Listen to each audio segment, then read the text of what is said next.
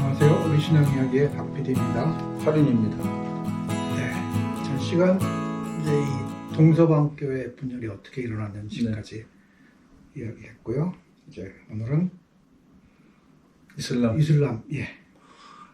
야훼를 베이스로 하는 종교 중에서 굉장히 큰 세를 갖고 있는 종교죠. 지금 이슬람.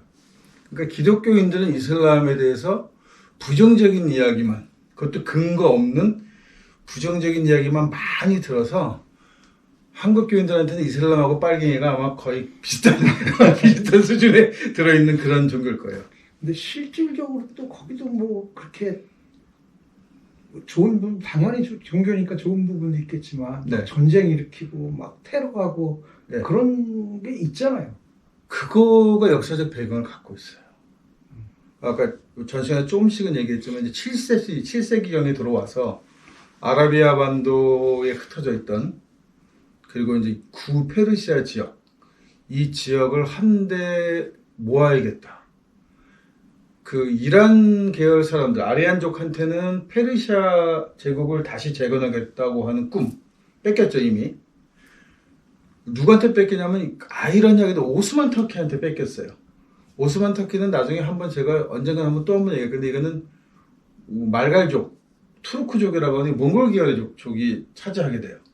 그래서 사실 오스만인 제국은, 황제는 거기가 이제 이스탄불까지 다 먹었으니까 여기에 황제는 이슬람에서의 술탄이고, 기독교적으로는 로마 황제고, 그 다음에 몽고적으로는 칸이에요. 그래서 이 왕의 이름이 세 가지입니다, 여기가. 그러니까 이게 정말 여러 가지가 이렇게 동서양이 다 합쳐진 게 오스만이에요. 그래서 이렇게 얘기하면 서양 애들이 싫어.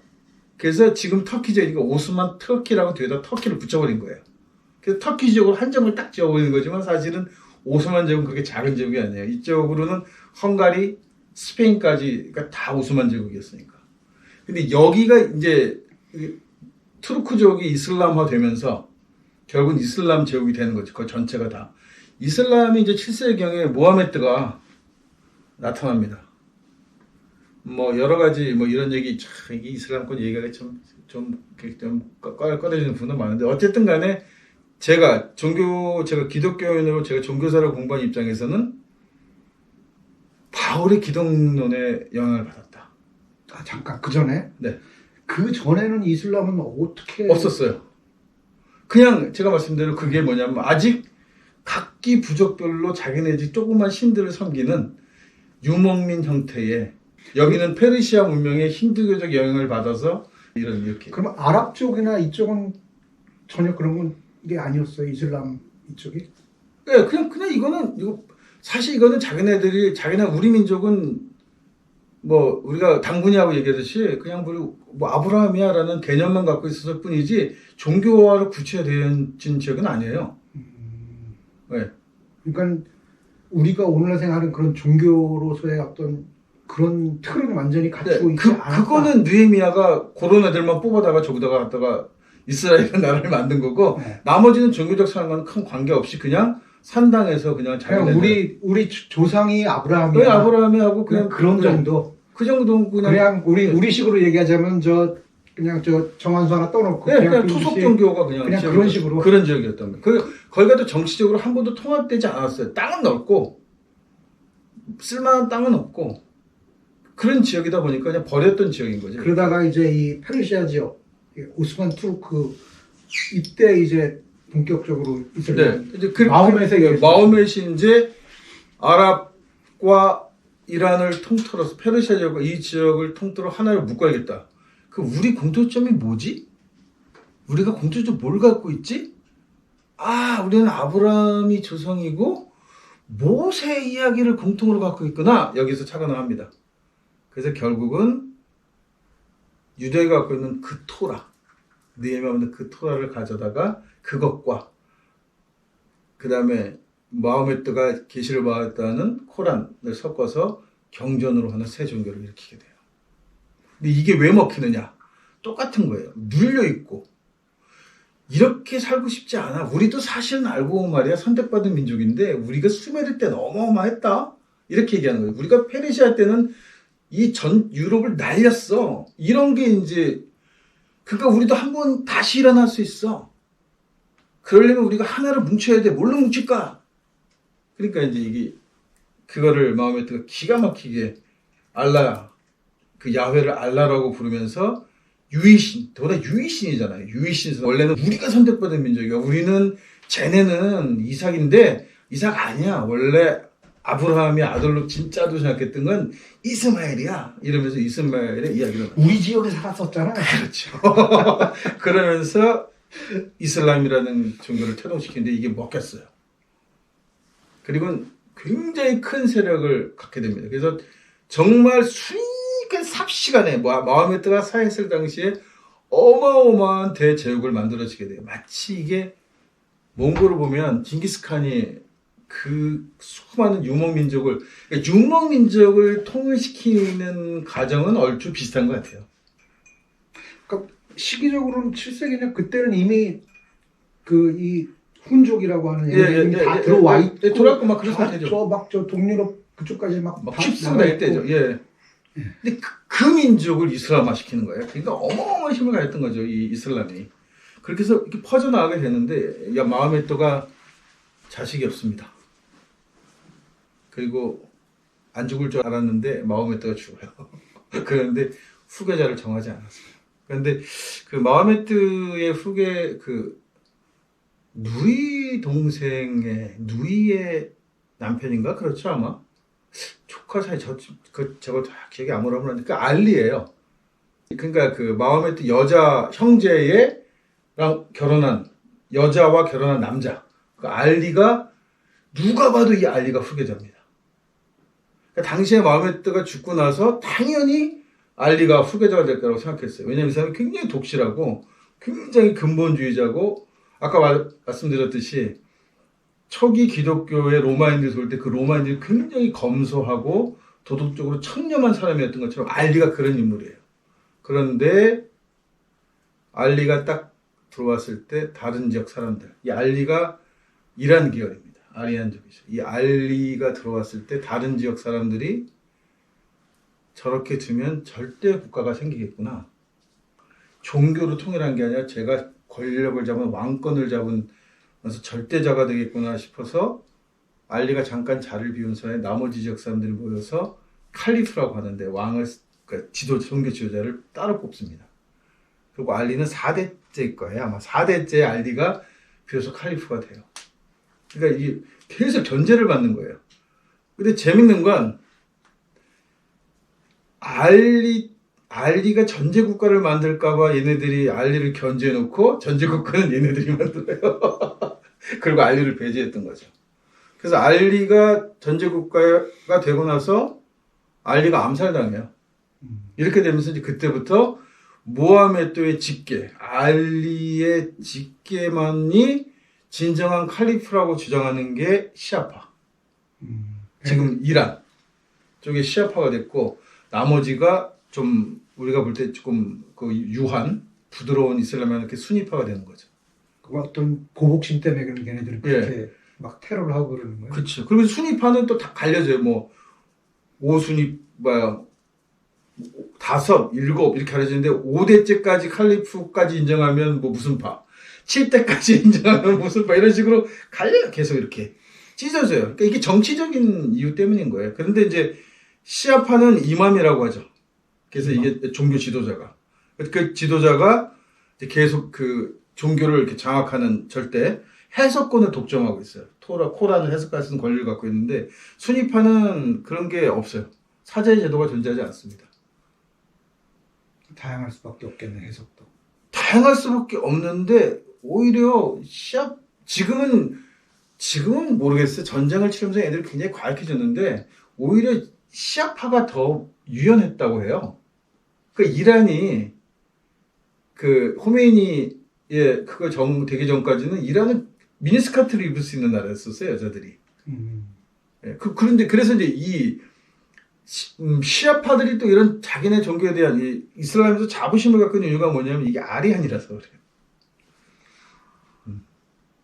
자기 민족이 우월한 민족이라고 하는 그런 자부심을 갖고 있어요. 그러니까 수메르 문명도 무너뜨리고 그 페르시아라고 하는 대제국을 건설했던 그런 민족이라고 하는 자부심을 갖고 있습니다. 이란은.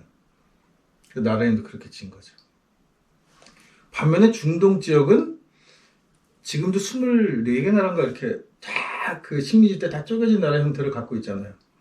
여기는 또 여기 나름대로 언젠가 우리는 중동이 있을, 진짜 이 순위파의 중동이 이렇게 꿈꾸는 그런 대제국을 만들 수 있을까 하는 꿈을 갖고 있어요.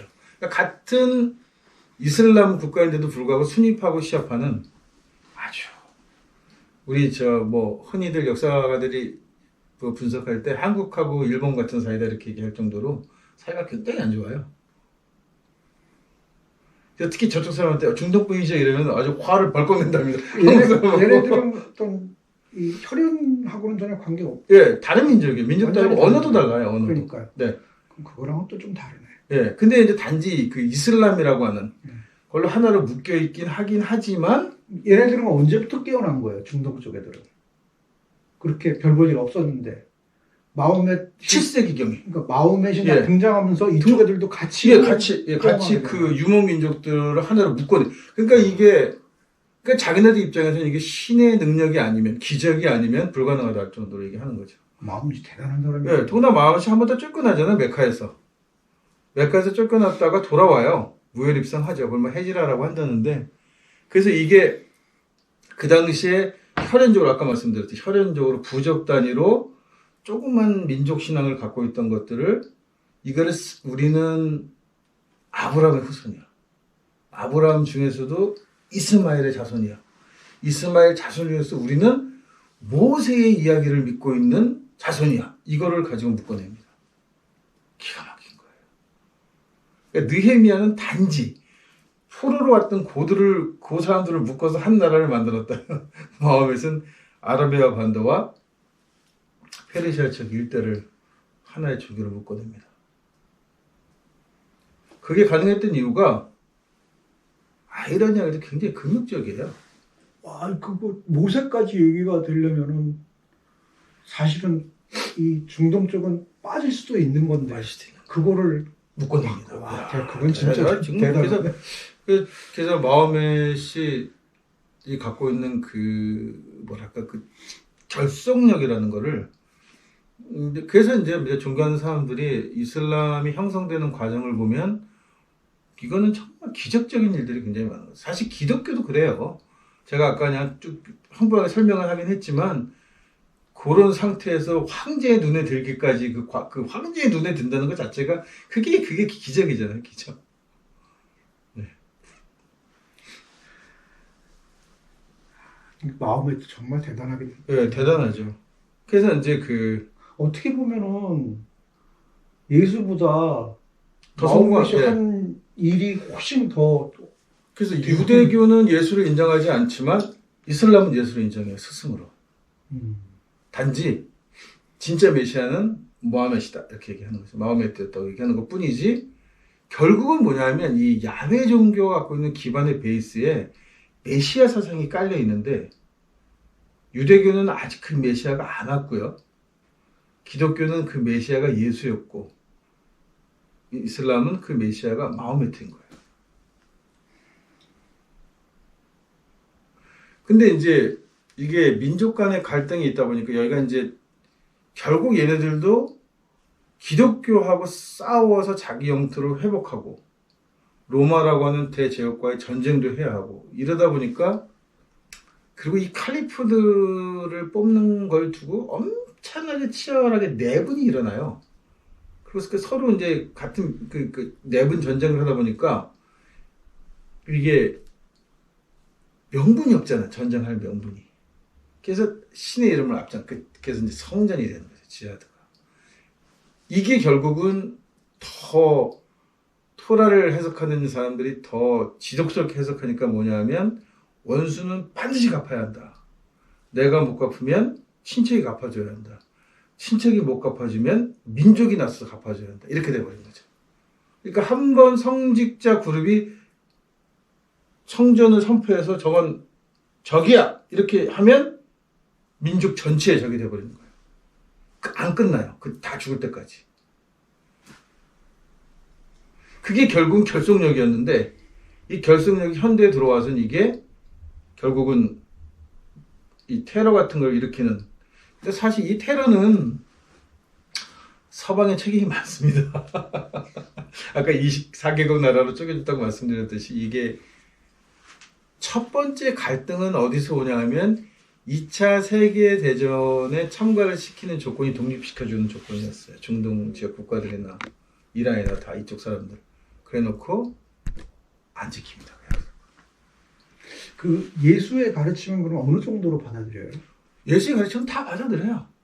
그럼 뭐 기독론만 빼면 다 거의 다 받아들이는 거예요. 기독론, 그러니까 제가 기독론이 예. 아니라는 거지, 예수가.